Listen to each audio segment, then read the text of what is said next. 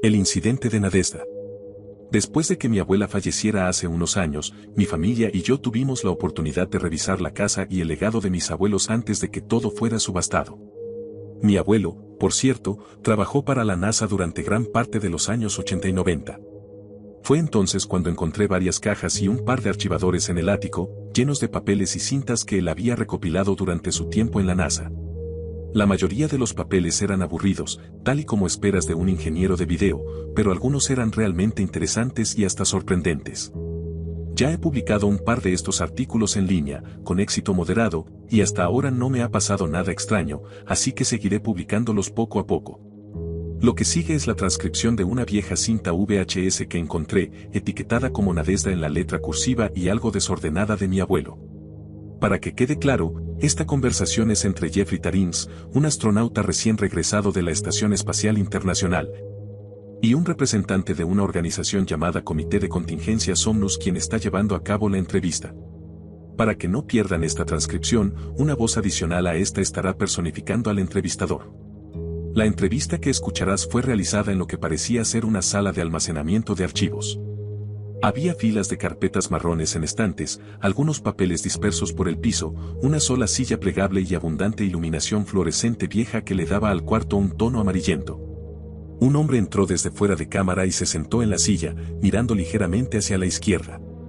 Estaba visiblemente agotado, con un aspecto de cansancio extremo. Su camiseta de la NASA y pantalones caquis estaban limpios y bien planchados, pero daban la impresión de ser lo único que lo mantenía en pie.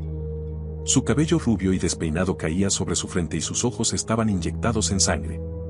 A primera vista, parecía una persona que no había dormido en días. Después de sentarse, el hombre soltó una tos fatigada, casi derrotada, y bajó la mirada hacia el suelo. En la esquina inferior izquierda de la película hay una etiqueta que dice Houston, Texas. 2 de septiembre de 1995, 2:16 de la tarde. Por favor, diga su nombre y cuál fue su rol en la Estación Espacial Internacional entre el 15 de junio y el 4 de agosto de 1995. Me llamo Jeffrey Tarins. Fui el principal investigador de los Estados Unidos a bordo de la ISS. Mi trabajo consistía en estudiar los efectos de la ingravidez en organismos simples y evaluar si podrían sobrevivir en viajes espaciales prolongados. Bien, señor Tarins. Lo hemos traído aquí porque necesitamos que nos ayude a entender lo que realmente ocurrió en el llamado incidente Nadezhda. Esta conversación no quedará registrada oficialmente y su acuerdo de confidencialidad sigue intacto. Ya hablé con Caroline Hunton y George Abbey y ambos han aceptado no interferir. Esto es solo para conocimiento del Comité de Contingencia Somnus.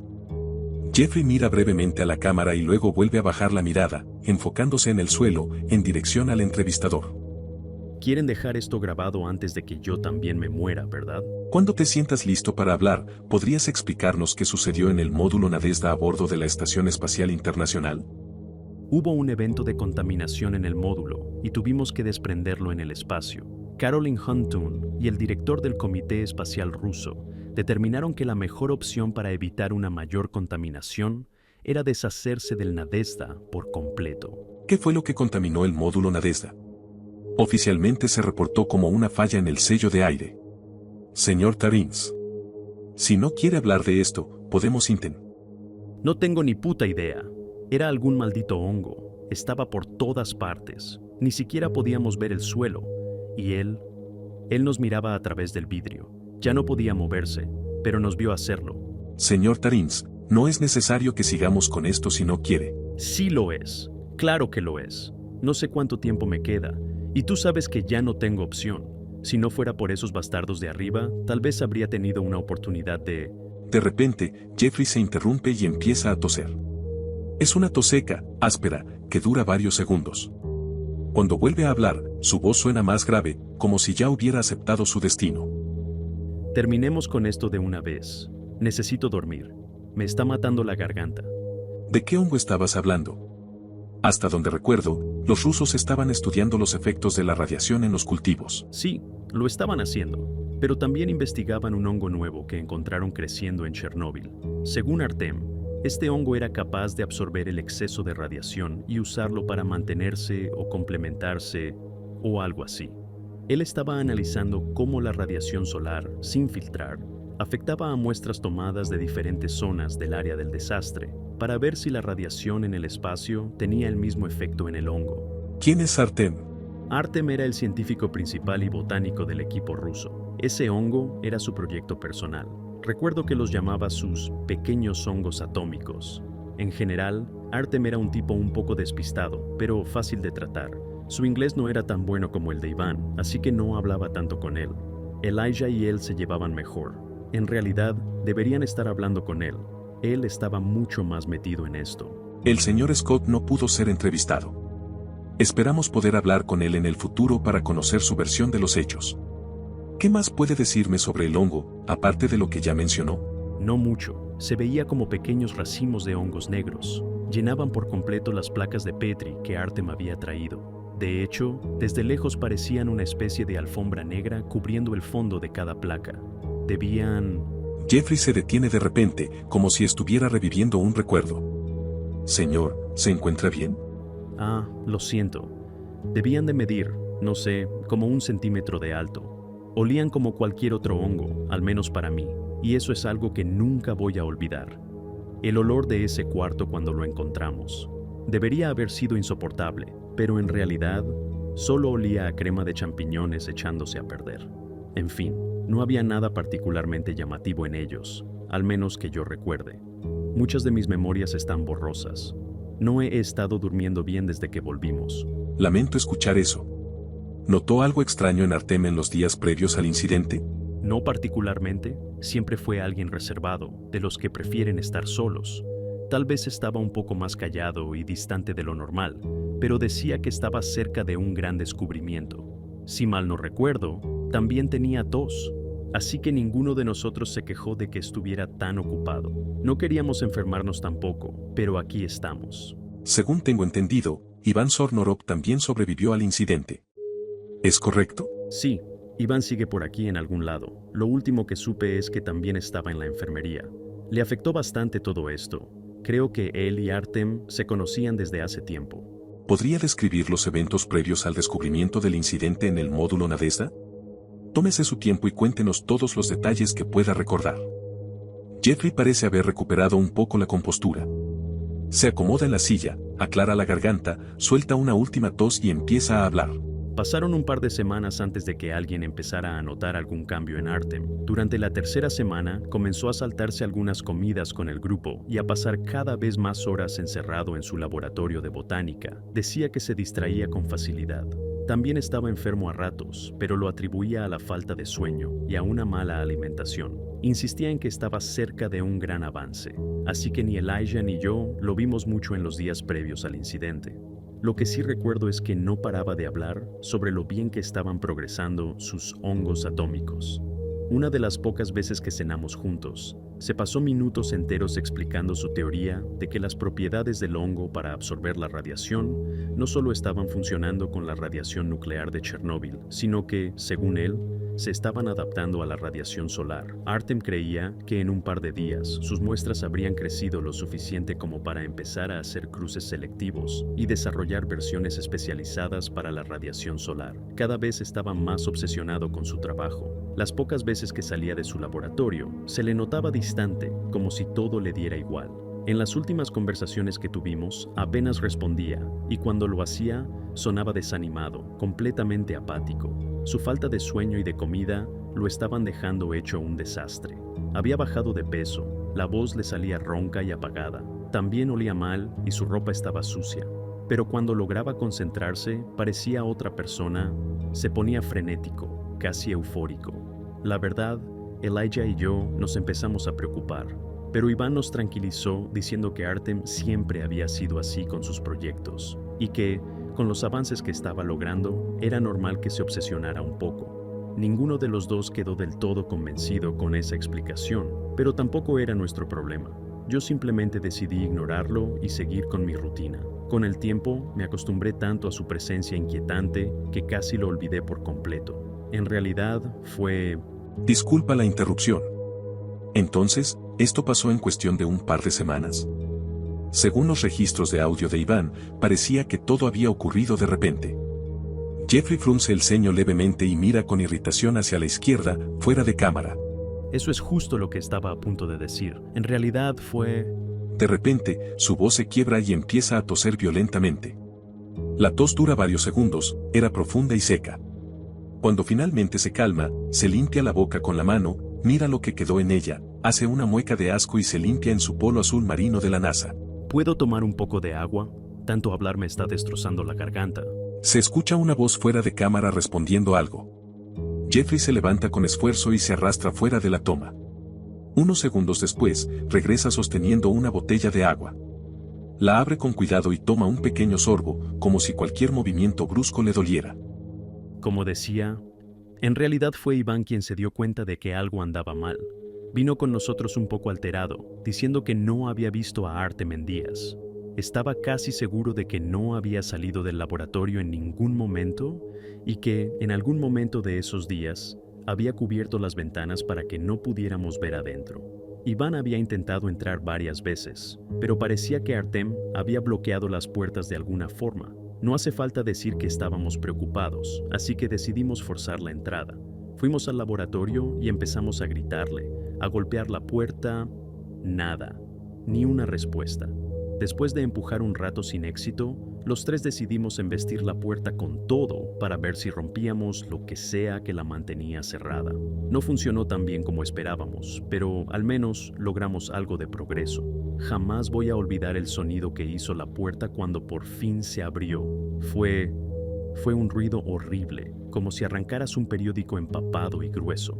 Apenas empezó a romperse, las puertas se abrieron de golpe y los tres caímos al suelo. Jeffrey se queda en blanco. Su voz se va apagando y su mirada se pierde en un punto fijo. Tras unos segundos, su pierna izquierda comienza a rebotar de manera nerviosa. Señor Tarins, ¿está bien? Podemos dejar esto para otro momento si necesita. Tú no estuviste ahí, no viste a Artem, no viste lo que... La respiración de Jeffrey se vuelve errática. Su pierna deja de moverse, pero ahora sus manos se cierran y abren repetidamente, como si intentara contener algo dentro de sí.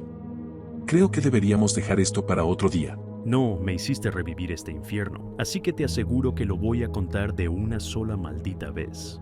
Jeffrey empieza a toser otra vez. Esta vez suena peor. Más húmedo, más profundo, más doloroso. Se termina el agua de un solo trago y suelta un suspiro entrecortado antes de continuar. El laboratorio estaba oscuro y nublado. Todo, las paredes, los escritorios, hasta el equipo del laboratorio, estaba cubierto por una alfombra negra. Artem no estaba por ningún lado que pudiéramos ver. Las luces no servían para nada en el desastre. Todo el espacio del laboratorio estaba lleno de lo que parecía ser una fina capa de polvo gris que flotaba en el aire y difuminaba la luz hasta convertirla en una mancha inútil. Después de acostumbrarme a la iluminación difusa, por fin pude entender la distribución del laboratorio. Todo estaba donde normalmente estaba. Todo parecía estar cubierto por esa maldita alfombra negra, los malditos hongos atómicos. Mientras estaba en el fondo tratando de determinar de dónde había comenzado el crecimiento, escuché a Ellie hacer un ruido ahogado y caer, derrapando por el suelo y derrapando sillas y equipo de laboratorio. Vomitó en el suelo y sobre sí mismo y salió corriendo del laboratorio. Iván, igual de preocupado que yo, corrió tras él, levantando el polvo gris por toda la habitación mientras los dos salían por la puerta. Traté de seguirlos, pero cuando me moví, el pie de Artem se movió y me hizo tropezar, cayendo directo al espacio central de trabajo. Creciendo hacia la pared desde las muestras originales de hongos, allí estaba su forma, vaga, en el suelo, apoyada contra la pared. Sus pies estaban extendidos hacia la habitación y sus manos caídas a los costados. Su boca estaba completamente abierta, pero llena de hongos que se desbordaban sobre su pecho y caían hacia sus piernas. El único movimiento era el de sus ojos. Estaban inyectados en sangre, sujetos por un par de pequeños hongos que los mantenían abiertos, impidiendo que se cerraran por completo. Nos miraba desesperadamente, a mí y hacia la puerta, y estaba llorando. Eso no es lo que dicen los registros de Iván. Él dijo que... Iván nunca vio a Artem. Salió corriendo antes de que Artem despertara. Pero él estaba vivo, no sé cómo, pero lo estaba.